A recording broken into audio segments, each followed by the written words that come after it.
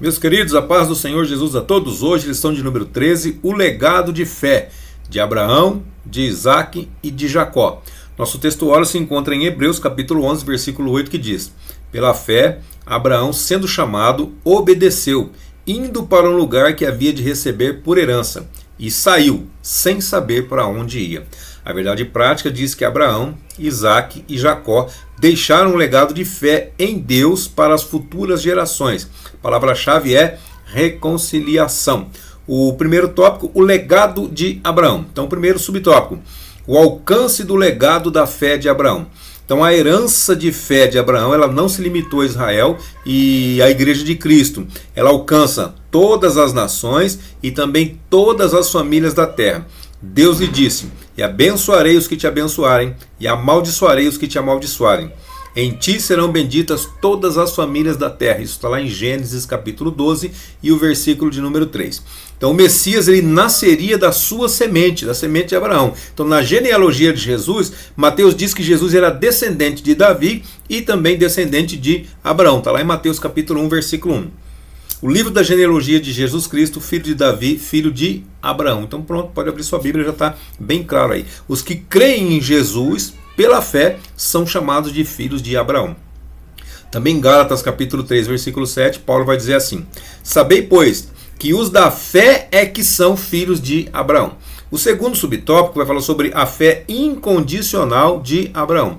Agora, o que é fé? Então a Bíblia diz que a fé é o firme fundamento das coisas que se esperam e também a prova das coisas que não se veem. Está lá em Hebreus capítulo 11, versículo 1. Essa é a melhor definição de fé que eu conheço. Então Abraão, ele demonstrou ter essa fé verdadeira quando foi chamado por Deus. Ele estava num lugar onde predominava o quê? A idolatria, exatamente. Então predominava a idolatria. Idolatria é que tomava conta, ele recebeu um chamado, abandonou tudo e foi... e ouviu, deu ouvidos à voz de Deus e seguiu e serviu a Deus até o final da sua vida. Josué capítulo 24, versículos 2 diz assim, pulando o início do versículo, vai dizer assim: assim diz o Senhor, Deus de Israel, da além do rio, antigamente habitaram vossos pais, Terá, pai de Abraão, veja bem, Terá, pai de Abraão e pai de Naor, e serviram a outros deuses. Espera um pouquinho. Quem que está dizendo isso aqui? Quem está dizendo aqui é o Senhor, não é? Assim diz o Senhor, Deus de Israel. Deus estava dizendo que Terá, pai de Abraão, Naor, pai de Abraão, Naor era irmão de Abraão. Então Terá vivia além do Jordão, no lugar que eles habitavam, eles serviram a outros deuses. Então por aqui o próprio Deus dizendo que eles eram idólatras. Então o Senhor chamou Abraão de uma forma sem igual, de uma forma ímpar. Gênesis capítulo 2, versículos de 1 a 3. Ora, o Senhor disse a Abrão: sai da tua terra, da tua parentela, da casa de teu pai, para a terra que eu te mostrarei. Ele nem falou para onde era ainda. Você sai e eu vou te mostrar. No meio do caminho eu vou te mostrar. Farei de ti uma grande nação. Então peraí, ele fez o chamado e já fez uma promessa também. Farei de ti uma grande nação, te abençoarei, engrandecerei o teu nome, se tu uma bênção. 3. Abençoarei os que te abençoarem e amaldiçoarei os que te amaldiçoarem. Em ti serão benditas todas as famílias da terra. Então, além do chamado, já vem uma promessa junto também com o chamado. O terceiro subtópico fala sobre a resposta ao chamado de Deus. Então Abraão, ele recebeu o chamado divino quando ele estava ainda em Arã, então a caminho de Canaã. Ele poderia ter questionado a Deus, ele poderia ter duvidado, mas ele não fez nada disso. Deus se agradou da atitude de fé de Abraão e confirmou as suas promessas por conta da sua atitude. Gálatas capítulo 22, versículos 15 ao 18. Então o anjo do Senhor bradou a Abraão pela segunda vez desde os céus e disse: por mim mesmo jurei, diz o Senhor, que, porquanto fizeste isso, e não me negaste o teu único filho, certamente te abençoarei, e multiplicarei a tua descendência como as estrelas dos céus, e como a areia que está na praia do mar. E em tua descendência serão benditas todas as famílias da terra. Por quê? Porque obedeceste à minha voz. Então, em ti, na tua descendência, serão benditas todas as famílias da terra. Por quê? Porque você obedeceu à minha voz. Então, o que estava acontecendo aqui? Nesse caso aqui foi quando ele foi oferecer Isaac. Deus havia pedido seu filho Isaac como que ele oferecesse em holocausto, que ele oferecesse em sacrifício a Deus. Ele foi obediente e não negou o seu filho. Lógico que seu filho não precisou morrer, como você já conhece a história. O resumo desse tópico diz que Abraão deixou um legado de fé para Israel e para a igreja de Cristo, alcançando todas as nações e todas as famílias da terra.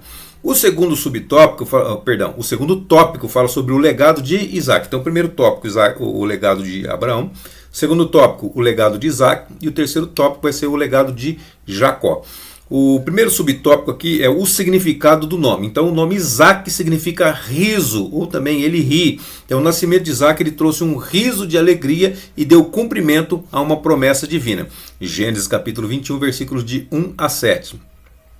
O Senhor visitou Sara, como tinha dito, e fez por ela o que havia prometido. Tudo que o Senhor falou, o Senhor cumpriu. Sara concebeu e deu à luz a um filho a Abraão na sua velhice, no tempo determinado por Deus. Abraão deu ao filho que lhe nascera o nome de Isaque. Abraão circuncidou o seu filho Isaque quando este tinha 8 dias. Versículo 5. Abraão tinha 100 anos quando lhe nasceu Isaque, seu filho. Versículo 6, então disse Sara, Deus me deu motivo de riso, e todo aquele que ouvir isso vai rir-se juntamente comigo. Por isso o seu nome Isaque. Isaque significa riso. Então aqueles que esperam em Deus, apesar das circunstâncias serem contrárias, serem opostas, eles vão também em algum momento sorrir de alegria. O segundo subtópico fala sobre Isaque, herdeiro da bênção e da comunhão com Deus. Então Isaac, ele cresceu debaixo da promessa e também aprendeu com o exemplo do seu pai. Se não fosse o seu pai, como que ele iria aprender? Então ele aprendeu com o exemplo do seu pai. Seu pai dava o exemplo, ele aprendia. O seu pai oferecia sacrifícios a Deus, ele aprendeu a sacrificar a Deus. O seu pai orava a Deus, buscava a Deus, ele aprendeu a seguir os caminhos de Deus através do seu pai. Então ele aprendeu a depender de Deus em todas as coisas, assim como Abraão fazia. Ele assumiu o lugar de Abraão como patriarca, e edificou altares e também invocou o nome do Senhor. Tudo isso ele aprendeu com quem? Com seu pai, exatamente. Gênesis capítulo 26, versículos 24 e 25 diz assim: Naquela mesma noite o Senhor apareceu a Isaque e disse, Eu sou o Deus de Abraão, teu pai. Olha só, eu sou o Deus de Abraão, teu pai. Ainda não era o Deus dele, né? Eu sou o Deus de Abraão, teu pai. Não temas, porque estou contigo. Eu te abençoarei e multiplicarei a tua descendência por amor de Abraão, meu servo. Olha só como que Deus conhecia Abraão. Abraão, meu servo. Eu vou te abençoar, vou multiplicar a tua descendência por amor de Abraão, meu servo.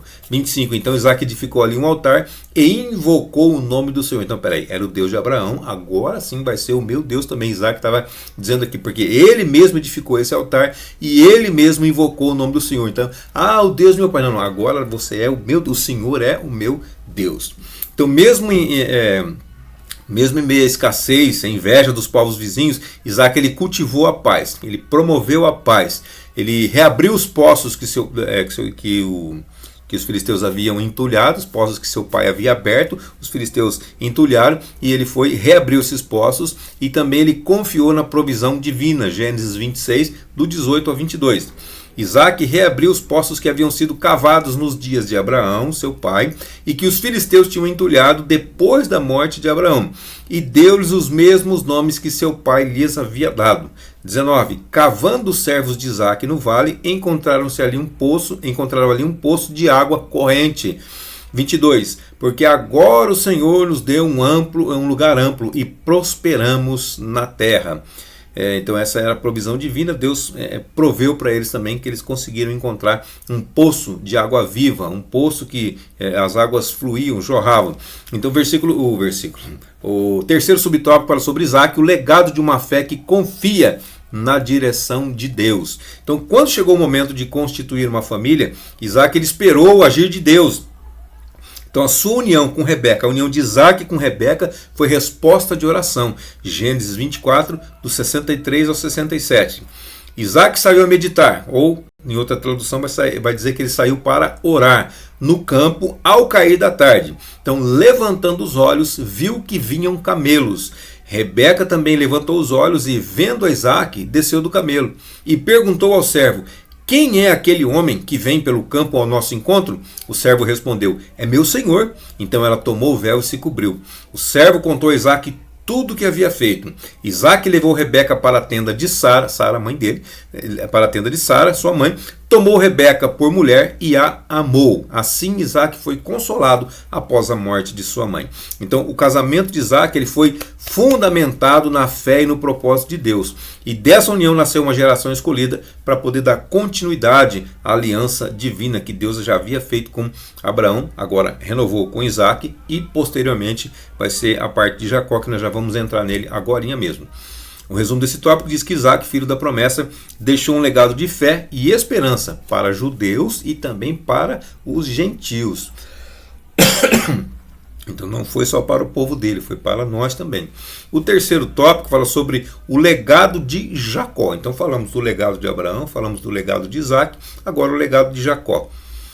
O primeiro subtópico, homens com virtudes, mas também com erros, coisa que a Bíblia não esconde, são erros das pessoas. Ela faz questão de mostrar para nós sabermos, para nós entendermos, para nós compreendermos que o ser humano é falho, que o ser humano tem seus defeitos, tem seus deslizes, tem seus momentos bons, mas também tem seus momentos ruins, que o ser humano erra, que ninguém é super-homem, todos nós estamos sujeitos, somos passíveis de erro. Então, homens com virtudes e também com erros. Então, a Bíblia mostra que até Abraão, Isaac e Jacó, eles cometeram erros, pois eles eram imperfeitos, assim como todos nós o somos. Então entender isso nos ajuda a aceitar que nenhuma família é perfeita. Se uma família é composta de pessoas imperfeitas, como é que a família vai ser perfeita?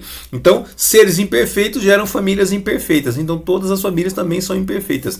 Então nós precisamos entender e aceitar, né? Nenhuma família é perfeita e também nós não temos que exigir nenhuma perfeição, já que é impossível para nós mesmos exigir perfeição dos outros. Então nós aprendemos com os patriarcas, Abraão, Isaac e Jacó, que a vida familiar saudável é resultado do temor ao Senhor e também da submissão aos seus mandamentos. Temer ao Senhor e obedecer os seus mandamentos. Provérbios 9 e 10. O temor do Senhor é o princípio da sabedoria, é o começo da sabedoria. E a ciência do santo, a prudência. Aí entra o segundo subtópico que fala sobre o arrependimento muda destinos. Então Jacó ele teve um encontro com Deus em Betel quando fugia da casa de seus pais. Espera aí, Jacó estava fugindo da casa de seus pais por conta de algo que ele havia feito, por conta do erro que ele havia cometido. Ele estava sofrendo as consequências, estava fugindo da casa dos seus pais e teve um encontro com Deus. Mas olha, peraí, mas também onde ele foi parar? Ele foi parar em Betel, Bet-El. Bet significa casa, El significa Deus, Betel, casa de Deus. Então ele foi parar, ele estava fugindo, mas ele foi parar na casa de Deus. E aí o que aconteceu? Teve um encontro com Deus. Se você vai na casa de Deus, você tem um encontro com Deus. E é lógico que quando nós temos um encontro com Deus, um encontro verdadeiro com Deus, nós vamos mudar de vida, nós vamos andar diferente, nós vamos nos transformar. Vai haver uma transformação na nossa vida, de dentro para fora. Gênesis 28, do 10 ao 19. Partiu, pois, Jacó de Berseba e foi-se a Harã. E chegou a um lugar onde passou a noite, porque já o sol era posto. E tomou uma das pedras daquele lugar, e a pôs por sua cabeceira, e deitou-se naquele lugar. E sonhou, e eis que era posta uma escada cujo topo tocava nos céus. E eis que os anjos de Deus subiam e desciam por ela. E eis que o Senhor estava em cima dela. Acordado, pois, Jacó do seu sono, disse: na verdade, o Senhor está neste lugar e eu não sabia. E temeu e disse: quão terrível é este lugar! Este não é outro lugar, senão a casa de Deus, e esta é a porta dos céus. E chamou o nome daquele lugar Betel. O nome, porém, daquela cidade dantes era Luz. Era Luz, ele chamou, a partir daquele momento ele chamou de Betel. A partir daquele encontro com Deus, a partir daquela visão, ele chamou de Betel, ou seja, casa de Deus. Agora ele teve um outro encontro também com Deus, aonde? Em Peniel, quando ele regressava. Então quando ele estava indo, ele teve um encontro, quando ele estava retornando, ele teve mais um encontro com Deus. Em Gênesis capítulo 32, versículos 24 a 30. Jacó, porém, ficou só e lutou com ele um varão até que a alva subia. Esse varão que era um anjo, tá? E vendo que não prevalecia contra ele, tocou a juntura da sua coxa e se deslocou a juntura da coxa de Jacó, lutando com ele. E disse: deixa-me ir, porque a alva já subiu. Porém ele disse: não te deixarei ir, se não me abençoares. Olha só a pergunta que o anjo lhe faz. E disse-lhe: qual é o teu nome? E ele disse, Jacó. Pensa bem essa pergunta se não estava ecoando na cabeça dele. Nós já falamos em lições anteriores, mas eu vou repetir aqui só para ficar mais claro para nós. Pensa se essa pergunta não estava ressoando na cabeça dele. Quando o pai perguntou para ele, quando ele estava enganando o pai perguntou para ele, quem és tu, meu filho? Qual é o teu nome? Eu sou Esaú. Agora não, agora o anjo lhe pergunta, que na verdade o anjo aqui é o próprio Senhor. E disse-lhe, qual é o teu nome? Agora ele pensa, não, meu nome é Jacó. Eu sou Jacó, eu não sou Esaú, eu sou Jacó. Então disse, não se chamarás mais o teu nome Jacó, mas Israel, pois como príncipe lutaste com Deus e com os homens, e prevaleceste. Israel significa aquele que luta com Deus, aquele que luta com Deus e prevalece, sai vitorioso. Então, embora seja imperfeito, a sua história nos mostra que a conversão sincera, a conversão verdadeira, ela faz com que Deus derrame sua bênção e cumpra as suas promessas sobre as nossas vidas, assim como cumpriu em Abraão, em Isaac e também em Jacó. O terceiro subtópico fala sobre a bênção ofuscando a tragédia. Então Deus prometeu abençoar Abraão e também a sua descendência. E ele cumpriu, ele fez exatamente o que ele prometeu. Jacó foi transformado e foi restaurado pelo Senhor. E toda restauração ela tem propósitos específicos. Não vai ser restaurado simplesmente pelo fato de ser restaurado. Não, não. Existem propósitos. E propósitos, eles visam revelar o quê? Revelar a presença de Deus, revelar a bondade de Deus e revelar também a misericórdia de Deus sobre as nossas vidas. Jacó mentiu, ele enganou seu pai. Esaú também errou, pois ele não valorizou a sua primogenitura. Gênesis 25, do 32 ao 34. E disse Esaú, eis que estou a ponto de morrer, para que me servirá logo a primogenitura? Olha o pensamento dele. Só porque ele estava com fome, só porque ele tinha chegado de uma caça, ele estava fazendo o que ele tinha que fazer, ele chegou cansado, com fome, ele falou assim, olha a resposta dele, eis que estou a ponto de morrer, para que me servirá logo a primogenitura? Jacó estava negociando a primogenitura. Jacó comprou a primogenitura. Mas agora, estou a ponto de morrer, isso aqui é uma hipérbole. A gente chega cansado e com fome e fala assim, não, eu estou morrendo de fome. É uma hipérbole, é um exagero. Ele não vai morrer de fome, claro que não. Mas assim, ele desprezou a parte espiritual por conta da parte material. Quantas vezes nós não fazemos a mesma coisa? Deixamos a parte espiritual de lado por causa de minutos ou até mesmo de segundos de prazer. Não é verdade? Pois é, então isso não deve acontecer, não pode acontecer na nossa vida. Versículo 33 ainda diz assim, então disse Jacó, jura-me, e ele jurou-lhe, e vendeu a sua primogenitura a Jacó. Então, irmão, só para ficar claro para todos nós, nesse ponto Jacó não enganou. Por quê? Porque ele comprou a primogenitura do seu irmão. Seu irmão vendeu por um prato de lentilha, um prato ensopado, seja lá como for a sua tradução, tá? Mas ele comprou. Ele não foi aqui ele não enganou, irmão. Não foi, nesse caso ele não enganou. Ele enganou no caso da bênção, mas da primogenitura não. Ele comprou. E Jacó deu pão a Esaú e o guisado de lentilhas, e ele comeu e bebeu e levantou-se e foi-se. Está falando de Esaú, tá? Assim, desprezou Esaú a sua primogenitura. Por conta de um prato de lentilha, porque estou morrendo de fome, trocou o direito de primogenitura, já que não serviria para nada para ele naquele momento. Então, além disso, Esaú ele não respeitou o mandamento de Deus para que não tomasse as filhas dos povos estranhos como esposas. Então, além de desprezar a parte espiritual, ainda também não respeitou o mandamento de Deus. Olha só, Gênesis 36, versículos 1 a 3. E estas são as gerações de Esaú. Esaú que é Edom. Edom significa vermelho, Esaú significa peludo. Então Esaú tomou as suas mulheres das filhas de Canaã, a Ada, filha de Elom, Eteu, e também o Olibama, filha de Aná, filho de Zibeão, Eveu. Então, peraí, era Eteia e Eveia, as duas esposas dele. E também ele foi uma terceira esposa, Basemate, filha de Ismael, filha do seu tio, irmã de Nebaiote. Então são 3 esposas ímpias, 3 esposas que não eram da descendência de Israel. Coisa que Deus pediu, Deus ordenou que não se fizesse. E ele fez. Então, porém, nós vimos na vida de Jacó que o Senhor permitiu a adversidade como uma maneira de quê? De ensinar e também de instruir. Deuteronômio 13 e 3. O Senhor vosso Deus vos prova para saber se amais o Senhor com todo o vosso coração e com toda a vossa alma. Então o Senhor prova para saber se nós o amamos. Ele sabe que nós o amamos, mas será que nós sabemos que nós o amamos? o resumo desse tópico diz que Deus transformou o caráter de Jacó, pois ele também fazia parte do concerto, do pacto, da aliança com Deus de Abraão e de Isaac.